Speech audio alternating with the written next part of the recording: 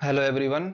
मेरा नाम है मनीष राजपूत और आज से हम मन पाठशाला के यूट्यूब चैनल के माध्यम से जर्नल स्टडीज़ यानी कि सामान्य अध्ययन, जो कि किसी भी कॉम्पिटिटिव एग्जाम के पॉइंट ऑफ व्यू से बहुत इंपॉर्टेंट है, उसको एक एक करके देखेंगे या एक एक करके पढ़ेंगे। ठीक है, तो सबसे पहले हमें पता होना चाहिए कि हमारे सिलेबस में या किसी भी कॉम्पिटिटिव एग्जाम की हम तैयारी करना स्टार्ट करते हैं तो कौन कौन से सब्जेक्ट्स हैं जिन्हें हम पढ़ेंगे। सबसे पहले देखते हैं, हमारे सिलेबस में है ज्योग्राफी। ज्योग्राफी को दोस्तों दो भागों में बांटा गया है बेसिकली। सबसे पहले है हमारा इंडियन ज्योग्राफी, भारत का भूगोल, और दूसरा है वर्ल्ड ज्योग्राफी यानी कि विश्व का भूगोल। जो एमपीपीएससी के सिविल सर्विसेज के एग्जाम में से वर्ल्ड ज्योग्राफी को तो हालांकि हटा दिया गया है, लेकिन जो अन्य एग्जाम हैं उनमें वर्ल्ड ज्योग्राफी पूछा जाता है, इसलिए हम वर्ल्ड ज्योग्राफी को भी पढ़ेंगे। राइट। दूसरा है हमारा हिस्ट्री, इतिहास। इसमें तीन भागों में हिस्ट्री को डिवाइड किया गया है। सबसे पहले है प्राचीन भारत का इतिहास यानी कि ancient India, ancient history. Second है मेडाइवल, मध्यकालीन भारत का इतिहास। थर्ड है मॉडर्न यानी आधुनिक भारत का इतिहास। थर्ड सब्जेक्ट है हमारा पॉलिटी, राज व्यवस्था। इसको हम इंडियन पॉलिटी भी कह सकते हैं क्योंकि हम इंडियन पॉलिटी को ही पढ़ेंगे। हमारे देश की जो राज्य व्यवस्था है वो कैसे काम करती है, संविधान क्या होता है, संविधान पर चर्चा करेंगे। दोस्तों ज़्यादातर जो क्वेश्चन जितने भी पूछे जाते हैं किसी भी एग्जाम में वो संविधान को सेंटर में रखकर पूछे जाते हैं। तो हमारी जो चर्चा का आप हमारे जो क्लासेस का केंद्र बिंदु रहेगा वो संविधान रहेगा जब हम आधुनिक राज्य व्यवस्था की पढ़ाई करेंगे। फोर्थ है इकोनॉमी या इंडियन इकोनॉमी कह सकते हैं। इसमें हम देखेंगे कि भारत की अर्थव्यवस्था कैसे काम करती है। राइट। इसमें बेसिकली आरबीआई क्या है, आरबीआई का गठन कब किया गया था, ठीक, इसके जो टर्मिनोलॉजी है जैसे एसएलआर क्या होता है, सीआरआर क्या होता है, एसबीआई क्या है, नेशनलाइजेशन ऑफ बैंक क्या है, तमाम तरह की चीज़ें जो भी रहेंगी वो हम देखेंगे। इसके अलावा जो बैंकिंग अवेयरनेस की क्लास जो रहेंगी उसकी अलग रहेंगी, और ये जो जनरल इकोनॉमिक्स की रहेंगी उनकी अलग रहेंगी। इसके अलावा है साइंस। साइंस को तीन भागों में बेसिकली डिवाइड किया गया है, फिजिक्स, केमिस्ट्री एंड बायो। हम इनको भी एक एक करके देखेंगे। ठीक है, आपको यहाँ तक समझ में आ गया। इसके अलावा एक बहुत ही इंपॉर्टेंट जो है वह है current affair. Right, current affair किसी भी एग्जाम पॉइंट ऑफ व्यू से इंपॉर्टेंट होता है कि वो करंट अफेयर से 101% क्वेश्चन आते हैं, डायरेक्ट और इनडायरेक्ट। लाइक से कि अगर कोई अमेंडमेंट पॉलिटी में जैसे संविधान में कोई अमेंडमेंट हुआ, वो है तो करंट का टॉपिक लेकिन है किसका, पॉलिटी का, तो वो वहां से क्वेश्चन पूछ लेंगे। सपोज अगर ज्योग्राफिकल में अगर कोई नई चीज नई जगह पूछ लिया आपसे जो कि न्यूज में रही है, तो वो किसका है, ज्योग्राफी का पार्ट है। तो इस तरह से हम करंट अफेयर को भी देखेंगे। सबसे पहले हम स्टार्ट करेंगे ज्योग्राफी से। Let's start with geography. Geography को जैसे मैंने आपको बताया दो भागों में डिवाइड है, Indian geography and world geography. इसके अलावा एक और ज्योग्राफी होती है जिसे हम बोलते हैं मध्य प्रदेश की ज्योग्राफी एंड मध्य प्रदेश का भूगोल। जो एमपी के एग्जाम है वह उसमें ये पूछी जाती है, तो जो भी एमपी के एग्जाम देने वाले हैं तो वो हम उसको अलग से पढ़ाएंगे एमपी की ज्योग्राफी को। ठीक है, आप चिंता मत करना। सबसे पहले हम बात करेंगे इंडियन ज्योग्राफी से। ठीक है, तो चलो शुरुआत करते हैं आज से इंडियन ज्योग्राफी की। सबसे पहले हम देखेंगे इंडियन ज्योग्राफी का सिलेबस क्या है। भारत का भूगोल हम पढ़ने वाले हैं तो उसका कोई एक सिलेबस तो होगा ना, हम कौन कौन से टॉपिक पढ़ने वाले हैं। तो सबसे पहले ये देख लेते हैं। सबसे पहले हम पढ़ने वाले हैं इंट्रोडक्शन ऑफ इंडिया, भारत का परिचय। बहुत ज़रूरी है, हमें पता होना चाहिए भारत की ज्योग्राफिकल लोकेशन क्या है, लॉटिट्यूड कितने लेटीट्यूड और लॉन्गिट्यूड में है ना, इसकी जनसंख्या के हिसाब से कौन सा स्थान है, क्षेत्रफल के हिसाब से इसका कौन सा स्थान है। तो ये सारी छोटी छोटी चीज़ें बहुत इंपॉर्टेंट चीज़ें हैं। जैसे इसके पड़ोसी राज्य कौन से हैं, सबसे अधिक सीमा किस पड़ोसी राज्य से लगती है, पड़ोसी देश से लगती है, तो ये सारी चीज़ें हम देखेंगे। दूसरा है भारत का भौतिक विभाजन, बहुत इंपॉर्टेंट टॉपिक है। मैक्सिमम क्वेश्चन इस टॉपिक से पूछे जाते हैं। जैसे उत्तर में हिमालय है तो हिमालय से क्वेश्चन पूछ लिया जाएगा। ठीक है, सदर्न में हिंद महासागर है, और वेस्टर्न घाट हो गया, ईस्टर्न घाट हो गया, दक्कन का पठार हो गया। ठीक है, तो ये सारी चीजें हम देखेंगे भारत का भौतिक विभाजन में। थर्ड है हमारा भारत की चट्टानें और मिट्टी। मिट्टी से भी क्वेश्चन कई पूछे जाते हैं, क्योंकि जैसा कि आपको पता है भारत में तमाम तरह की मिट्टी है। जैसे जलोढ़ मिट्टी हो गई, लाल पीली मिट्टी हो गई, काली मिट्टी हो गई, लेटराइट मिट्टी हो गई। तो इन मिट्टियों की क्या विशेषता है, कौन सी मिट्टी किस क्षेत्र में पाई जाती है, इन सब चीजों के बारे में भी हम देखेंगे। अगला टॉपिक है भारत में वन, फॉरेस्ट इन इंडिया। बहुत इंपॉर्टेंट टॉपिक है कि भारत में किस तरह की वनस्पति किस क्षेत्र में पाई जाती है। जैसे सागौन है, कहीं साल है, कहीं नीम है, तो इस तरह के हम सब देखेंगे एक एक करके। ठीक है, तो ये इनकी क्यों क्या अलग अलग जगह पे अलग अलग वनस्पति क्यों पाई जाती है, इसकी क्या घनत्व है। इसके अलावा जो फॉरेस्ट रिपोर्ट आई है 2023 में, उसको भी हम पढ़ेंगे। ठीक है, इसके अलावा अगला टॉपिक क्या है, भारत में जनसंख्या, पॉपुलेशन। बहुत इंपॉर्टेंट टॉपिक है, इसको हम जो वर्ष 2011 में जो जनगणना हुई थी उसके बेसिस पे ये अध्ययन करेंगे। ठीक है, क्योंकि उसके बाद जनगणना हुई नहीं है, सेंसस। इसके अलावा अगला टॉपिक है भारत में ऊर्जा संसाधन, जो एनर्जी रिसोर्सेस हैं, लाइक वाइज सोलर एनर्जी हो गया, विंड एनर्जी हो गया, कोल एनर्जी, तो किसका कितना परसेंटेज है, कहाँ कौन कौन सी एनर्जी से प्रोड्यूस हो रही है एनर्जी, तो इस तरह से हम देखेंगे। अगला है भारत में मानसून और बारिश, इसमें देखेंगे मानसून की उत्पत्ति के कौन कौन से कारण हैं। ठीक है, मानसून का क्या प्रभाव है, कहाँ सबसे ज़्यादा बारिश हो रही है, कहाँ सबसे कम बारिश हो रही है, बारिश कितना, जो रेनफॉल है उसका परसेंटेज वाइज कितना है, औसत बारिश कितनी है, तो ये सारी चीज़ें देखेंगे।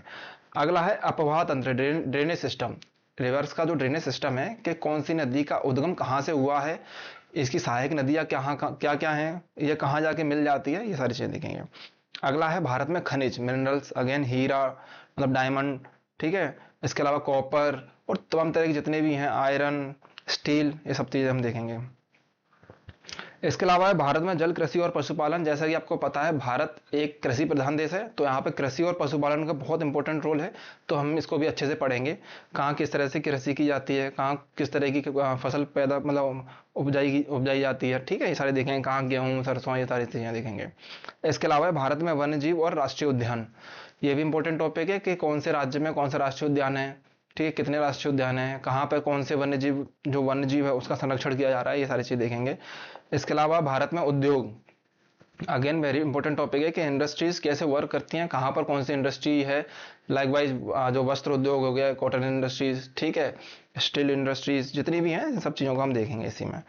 इसके बाद है भारत में परिवहन, जैसे कि भारत में सड़क का घनत्व कितना है, सबसे पहली रेल सेवा कब शुरू की गई, वायु परिवहन सेवा कब शुरू की गई। ठीक है, ये सारी चीज़ें देखेंगे। कहाँ कितने एयरपोर्ट हैं, कहाँ कितने जो पोत हैं, जैसे जो होते हैं ना अपने आ,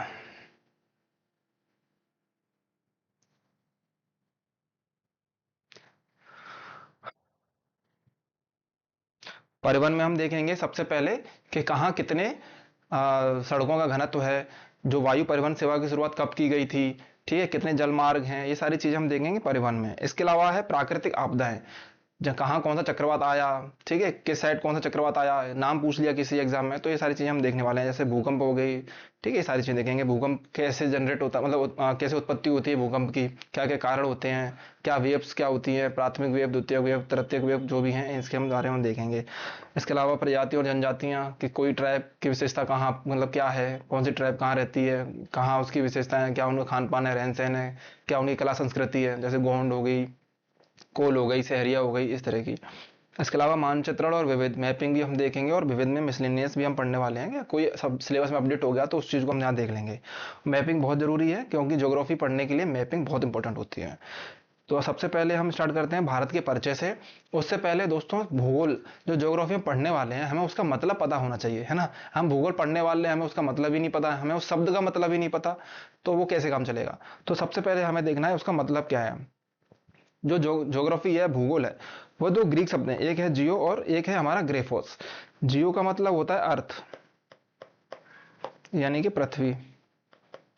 ग्रेफोस का मतलब होता है वर्णन या फिर डिस्क्रिप्शन। तो जब इन दोनों शब्दों को मिलाया जाता है, यानी अर्थ और डिस्क्रिप्शन, इट मीन्स पृथ्वी और वर्णन, तो पृथ्वी का वर्णन, ज्योग्राफी क्या है, पृथ्वी का वर्णन करना, पृथ्वी का अध्ययन करना, उसी को हम क्या कहेंगे, ज्योग्राफी कहेंगे। तो पृथ्वी का वर्णन ही क्या है, ज्योग्राफी। यह सबसे पहले किसने दिया था, इसको दिया था एराटोस्थनीज ने, और इसको क्या कहते हैं, हम भूगोल का जनक कहते हैं, इनको हम भूगोल का जनक भी कहते हैं। तो सबसे पहले हम देखेंगे भारत का परिचय, इंट्रोडक्शन ऑफ इंडिया। जैसे कि आपको पता है कि भारत जो है, ये रहा हमारा भारत, ठीक है। भारत क्या है, कहाँ है भारत, एशिया महाद्वीप में है। 7 महाद्वीप हैं, जैसे उत्तरी अमेरिका, दक्षिणी America, Africa, Europe, and this is Asia, और ऑस्ट्रेलिया एंड अंटार्कटिका। 7 महाद्वीपों से मिलकर पृथ्वी का निर्माण हुआ है, मतलब पृथ्वी 7 महाद्वीप है पृथ्वी पर, उन्हीं में से एशिया महाद्वीप पर भारत अवस्थित है, हाँ, एशिया महाद्वीप में ही है भारत। भारत क्षेत्रफल के अनुसार सातवें क्रम का देश है, सेवेंथ क्रम का देश है ना। कौन सा स्थान है भारत का? सातवां स्थान है। तो भारत का सातवां स्थान है, तो भारत के ऊपर 6 जो देश हैं, सबसे पहला कौन सा क्षेत्रफल के अनुसार, दूसरा कौन सा है, तीसरा कौन सा है, एग्जाम में पूछ लेते हैं जनरली, हमको पता होना चाहिए। सबसे पहले रूस या रसिया, दूसरा है कनाडा, तीसरा है चीन, फोर्थ पर है अमेरिका, फिफ्थ पर है ब्राजील, सिक्स्थ पर है ऑस्ट्रेलिया, सेवेंथ पर है भारत। ठीक, सबसे पहले रूस, फिर कनाडा, फिर चीन, फिर अमेरिका, ब्राजील, ऑस्ट्रेलिया, भारत। इसको याद, अगर आप ऐसे याद नहीं रख पाओ तो एक ट्रिक है, उस ट्रिक को आप जैसे चाहें तो देख लेना। तो वो ट्रिक है, रुक चीन अब आया भारत, रुक चीन अब आया भारत। तो इसमें क्या है ट्रिक? तो रूस से क्या हो गया, रूस, का से कनाडा, चीन से चीन, आ से अमेरिका, बा से ब्राजील, आ से ऑस्ट्रेलिया, और भारत की जगह भारत है ही है। ठीक है, तो आप इस तरह से याद रख सकते हैं। तो क्षेत्रफल के अनुसार अगर मैं बात कर रहा था जैसे आपसे, तो भारत जो है पूरे विश्व का कितने एरिया में यह विस्तारित है, या कितने एरिया में इसका विस्तार है? तो इसका विस्तार है 32,87,263 वर्ग किलोमीटर में। 32,87,263 वर्ग किलोमीटर में इसका क्या है, विस्तार है। परसेंटेज वाइज इसमें है 2.42%। अगर पूरा ये विश्व है वह 100% है, 100% अगर पूरा विश्व है, अगर पूरी पृथ्वी को देखें तो उसका कितना 2.42% भारत स्थान रखता है। और क्षेत्रफल के हिसाब से 32,87,263 वर्ग किलोमीटर, और परसेंटेज वाइज ये है। अगर इसी के साथ मैं देखूं जनसंख्या की बात करूं,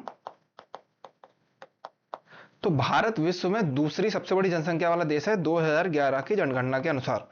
यानी कि जो सेंसस हुई थी वह 2011 में हुई थी, उसके बाद हुई नहीं है, तो हम उसी के अनुसार देखेंगे। 2011 के अनुसार 121 करोड़ जनसंख्या हमारे भारत देश की थी। ठीक है, तो उसके अनुसार भारत का स्थान है सेकंड। ठीक है, तो फर्स्ट पे कौन है? चाइना। सेकंड पे कौन है? इंडिया, यानी कि भारत। थर्ड पर अमेरिका, अमेरिका। ठीक, तो कितनी पॉपुलेशन थी? 121 करोड़।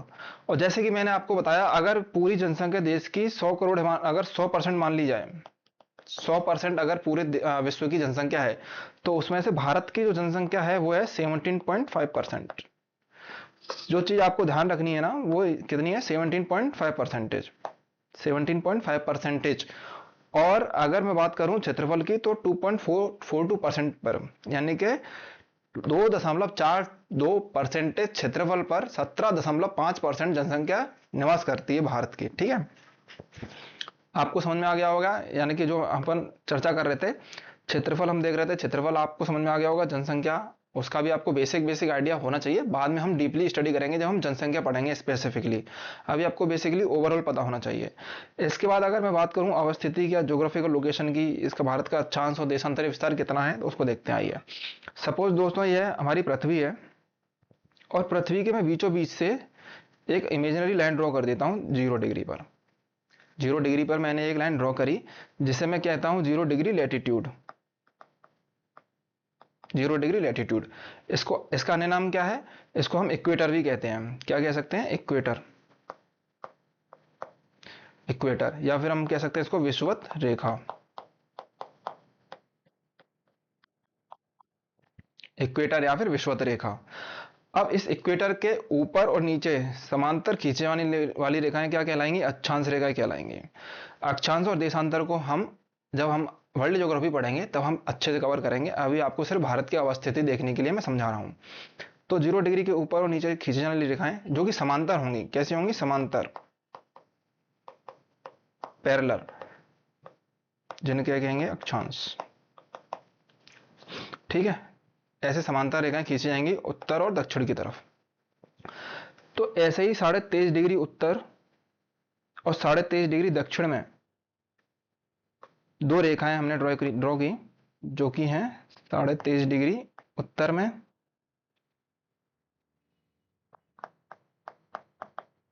एंड 23.5 डिग्री दक्षिण में। जो उत्तर में हमने लाइन ड्रॉ की है उसको हम कहते हैं कर्क रेखा, ट्रॉपिक ऑफ कैंसर, और जो दक्षिण में मैंने लाइन ड्रॉ की है उसको कहते हैं मकर रेखा, ट्रॉपिक ऑफ कैप्रिकॉन। अब जैसा कि हमें पता है कि भारत के बीचों बीच से कर्क रेखा गुजरती है, भारत के 8 राज्यों से। कितने राज्यों से? 8 राज्यों से कर्क रेखा गुजरती है। कौन कौन से 8 राज्य हैं हम अगले लेक्चर में या फिर इसी लेक्चर में देखेंगे कौन कौन से 8 राज्य हैं। तो भारत के बीचों बीच से कर्क रेखा गुजर रही है, तो हमें इस बात का तो आइडिया है कि कर्क रेखा के बीचों बीच से तो भारत हमारा यहाँ है। मकर रेखा होती तो भारत यहाँ होता, लेकिन कर्क रेखा के बीचों बीच से गुजर रहा है तो कर्क रेखा पर यहाँ है, तो यानी कि उत्तरी गोलार्ध में। अगर इसकी बात करूँ मैं, 0 डिग्री लैटिट्यूड के उत्तर वाला जो हेमिस्फीयर है या जो ऊपर वाला हिस्सा है उसे हम क्या कहते हैं? उत्तरी गोलार्ध, उत्तरी गोलार्ध या फिर नदर्न हेमिस्फीयर। ठीक है, उत्तरी गोलार्ध या फिर नदर्न हेमिस्फीयर। और जो दक्षिण में है उसको हम कहते हैं दक्षिणी गोलार्ध या फिर सदर्न हेमिस्फीयर। ठीक है, ये इक्वेटर यानी कि जो 0 डिग्री लैटिट्यूड पर को हम बेस बना के नहीं मानते हैं। अगर नॉर्थ की तरफ है तो नदर्न हेमिस्फीयर, साउथ की तरफ है तो सदर्न हेमिस्फीयर। ठीक है, तो आपको ये समझ में आ गया कि भारत जो है वो उत्तरी गोलार्ध का पार्ट है। ठीक, ये तो हुआ अक्षांश वाइज। अगर मैं बात करूं देशांतर वाइज, अगर देशांतर वाइज बात करूं तो देशांतर क्या होता है कि नॉर्थ पोल को साउथ पोल से जो कनेक्ट करने वाली लाइन है उसी को हम क्या उन्हीं को हम क्या कहेंगे? देशांतर रेखाएं। उन्हीं को हम क्या कहेंगे? देशांतर रेखाएं, जो नॉर्थ पोल को साउथ पोल से कनेक्ट करें। ठीक है, उन्हीं को हम क्या कहेंगे? देशांतर रेखाएं। ये रेखाएं एक दूसरे के समांतर नहीं होती क्योंकि ये पोल पर एक दूसरे को इंटरलिंक कर रही हैं। तो अक्षांश रेखाएं बिल्कुल ऐसे सीधी सीधी थी, जबकि देशांतर रेखाएं ऐसे हैं, तो ये एक दूसरे को क्रॉस कर रही हैं, समांतर नहीं है। इन्हें कहेंगे हम देशांतर, इन्हें कहेंगे अक्षांश, यानी कि ये लैटिट्यूड ये लॉन्गिट्यूड। ठीक है, अब जैसे मैं अभी आपको लोकेशन बताऊंगा कि अगर ये मैप है मतलब ये डायरेक्शन है, तो ये साउथ हुआ, इधर नॉर्थ हुआ, इधर ईस्ट हुआ, इधर वेस्ट हुआ। तो भारत जो है 0 डिग्री से उत्तर में है, इस साइड है, उत्तर में है, उत्तरी गोलार्ध में है। और उसकी अवस्थिति जो है, जो उसकी लाइन है, जैसे कि मानक समय मानक मध्याह्न रेखा जो है 82.5 डिग्री, वो भारत के इलाहाबाद से निकलती है। तो ऑब्वियसली ये अगर मैं यहाँ पे बताऊं तो 82.5 डिग्री यहाँ होगा कहीं पे, क्योंकि उसकी जो लोकेशन है मैं अभी आपको बताऊंगा। जैसे कि भारत की अवस्थिति कितनी है, जैसे अगर यहाँ देखूं मैं तो जो उसका उत्तरी पॉइंट है वो कितने पर है? उसका उत्तरी पॉइंट है 37 डिग्री 6 मिनट पर, और उसकी मुख्य भूमि का दक्षिणी बिंदु कितने पर है? 8 डिग्री 4 मिनट पर। ठीक है, तो 8 डिग्री 4 मिनट पर है, कहाँ पर? नॉर्थ में। तो हमें समझ में आ गया कि वह उत्तरी गोलार्ध में, जैसे मैंने आपको बताया ना उत्तरी गोलार्ध में, क्योंकि नॉर्थ है। ठीक है, ऐसे ही जो हमारा पश्चिमी पॉइंट है वह कितने पर है? 68 डिग्री 7 मिनट ईस्ट में, यानी कि पूर्व में। कहां पर है? पूर्व में।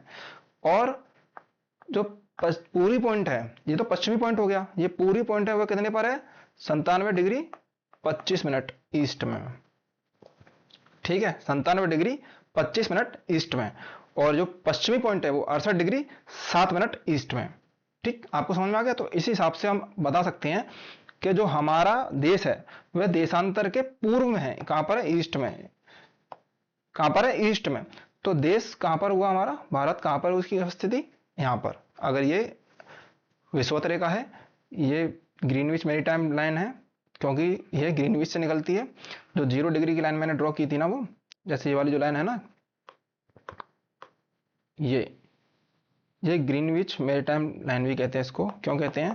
क्योंकि ये ग्रीनविच, लंदन में एक लेबोरेटरी है उसका नाम ग्रीनविच है, उसी के नाम पर इसका नाम रख दिया ग्रीनविच मैरीटाइम लाइन। ठीक, तो भारत हमारा यहाँ पर अवस्थित हो गया। तो अगर मैं बात करूं जैसे ये जो आपको एरिया दिख रहा है रेड पेन से जो मार्क कर रहा हूं, यहाँ पे हमारा भारत अवस्थित है। तो इस गोलार्ध को क्या कहेंगे, इस स्पेस को क्या कहेंगे?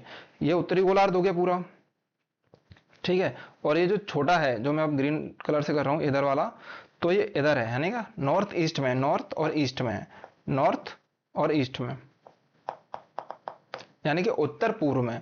तो भारत की अवस्थिति कहां पर हो गई? उत्तर पूर्वी गोलार्ध में।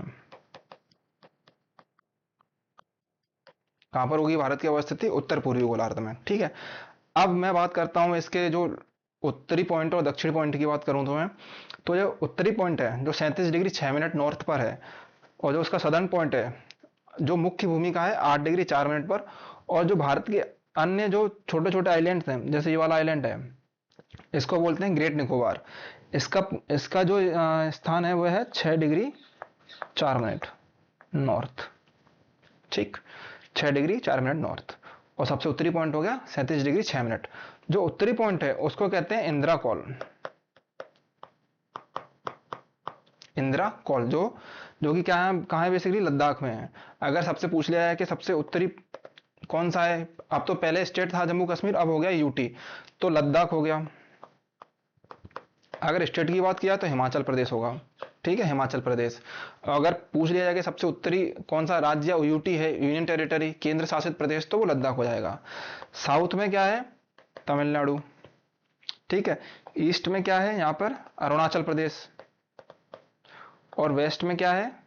गुजरात। क्या है? गुजरात यहाँ पर। तो ये तो हो गया स्टेट। अब इनके पॉइंट्स की बात की जाए कि उत्तर में सबसे जो उत्तरी पॉइंट है मैंने अभी आपको बताया था इंदिरा कॉल, इंदिरा कॉल, ठीक है। दक्षिणी पॉइंट मुख्य भूमि का, ये है मेन, जो मुख्य भूमि है वो ये है,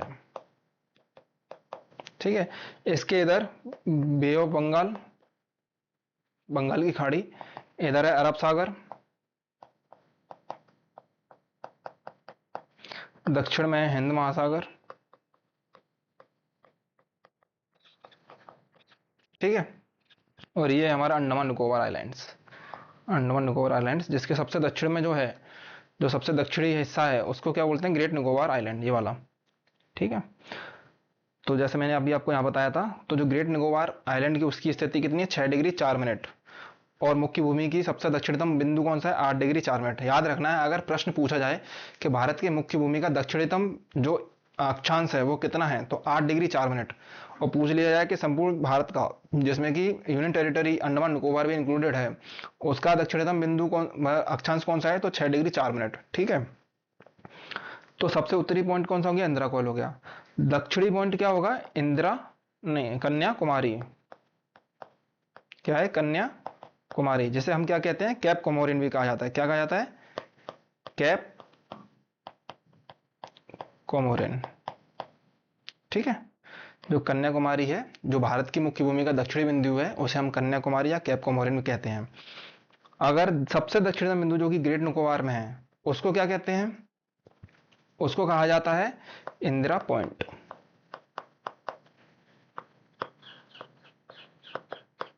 इंदिरा पॉइंट, जिसे क्या, जिसका अन्य नाम क्या है? पिग्मिलियन पॉइंट। पिग्मिलियन पॉइंट, ठीक है। इसका अन्य नाम है पार्सन्स पॉइंट भी कहते हैं हम इसको, पार्सन्स पॉइंट, जो कि कौन सा है? दक्षिणी बिंदु है भारत का दक्षिणी बिंदु। मुख्य भूमि की बात की जाए तो केप कोमोरिन या कन्याकुमारी, और सबसे दक्षिणतम बिंदु पूछा जाए तो इंदिरा पॉइंट, पिग्मिलियन पॉइंट या पार्सन्स पॉइंट। अब बात की जाए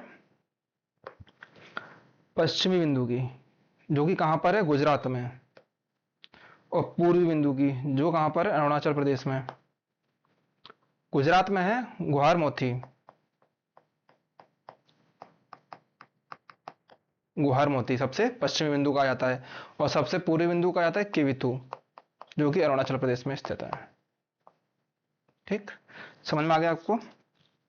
इसको कहते हैं गुहार मोती या गुहार मोती, इसको कहते हैं पूर्वी बिंदु को किविथु, ठीक है। आप सबसे पहले देखो, जैसे इस तरह से समझा देता हूँ मैं आपको। जैसे मान के चलो ये डायरेक्शन है, ये हमारा नॉर्थ है, ये साउथ है, ये ईस्ट है एंड ये वेस्ट है। ठीक है। अब सबसे जो नॉर्थ पॉइंट है उसको हम कहते हैं इंदिरा कॉल। ठीक। जो सदर्न पॉइंट है उसको कहेंगे हम कन्याकुमारी, जिसका अन्य नाम क्या है, केप कोमोरिन। राइट, ये मुख्य भूमि की बात कर रहा हूं मैं। इसके अलावा अगर यहाँ पे आइलैंड्स हैं, तो जो दक्षिणतम आइलैंड है ग्रेट निकोबार, उसका जो सबसे दक्षिणतम बिंदु है, सदर्न जो पॉइंट है, उसका नाम है इंदिरा पॉइंट,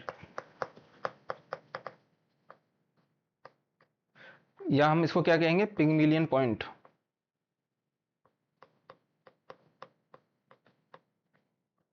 ठीक है, या फिर पार्सन्स पॉइंट।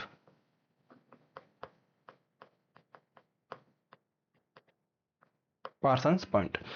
वेस्ट की बात करूं तो इसका क्या नाम है, गुहार मोती, जो कि गुजरात में स्थित है। और जो पूर्व में है उसको हम कहेंगे किविथू। ठीक है। इसका मैंने आपको डिग्रीज बताई दी थी कि सबसे उत्तरी है 37 डिग्री 6 मिनट पर, सबसे दक्षिणी जो मुख्य भूमि है वो है 8 डिग्री 4 मिनट पर। ठीक है। अगर मुख्य भूमि के अलावा अंडमान निकोबार को भी इंक्लूड करेंगे, संपूर्ण भारत की बात करेंगे, तो 6 डिग्री 4 मिनट। सबसे पश्चिमी है 68 डिग्री 7 मिनट।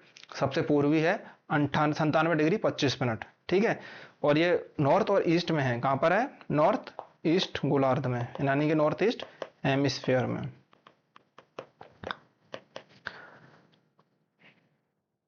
ठीक है। तो मेनली आपको बस इसकी ज्योग्राफिकल लोकेशन समझ में आ गई होगी। अगर कुछ डाउट है तो दोबारा देख लेना, बाकी अगले